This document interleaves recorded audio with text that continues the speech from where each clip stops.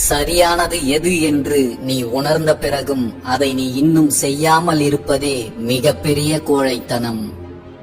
சொன்ன சொல், விடுபட்ட அம்பு, நழுவவிட்ட சந்தர்ப்பம், கடந்து போன வாழ்க்கை, இவற்றை மீண்டும் எவ்வளவு முயற்சி செய்தாலும் திரும்ப பெறவே முடியாது.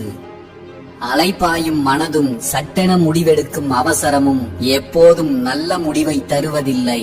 எப்போதும் கொஞ்சம் நிதானத்தை கடைபிடியுங்கள். வாழ்க்கை எப்போதும் எளிமையானதுதான். நாம் தான் அதை சிக்கலானதாக நினைத்துக் கொண்டு வாழ்க்கையையே வெறுப்புடன் வாழ்ந்து கொண்டிருக்கிறோம்.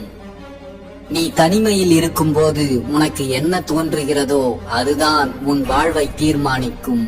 உன் தனிமையை கொஞ்சம் கவனமாக ஆராய்ந்து பார். பெரும்பாலும் கோபம் என்பது முட்டாள்தனத்தில் தொடங்கி வீணாக வருத்தப்படுவதில் முடிவடைகிறது.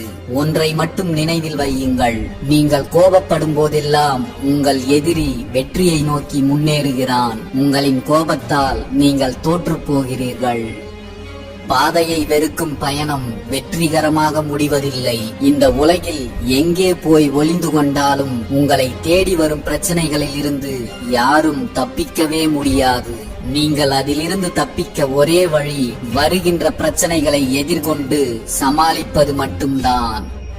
தேவை முடிந்த பின்பும் தொடர்ந்து கொண்டே இருக்கிறது சிலரது தேடல்கள். முதலில் உங்களுக்கு எது தேவை என்பதை தெரிந்து கொள்ளுங்கள். தன் தேவை எது என்பதை தெரிந்து கொள்கிறவன் மட்டும்தான் அதை விரைவில் கண்டடைகிறான்.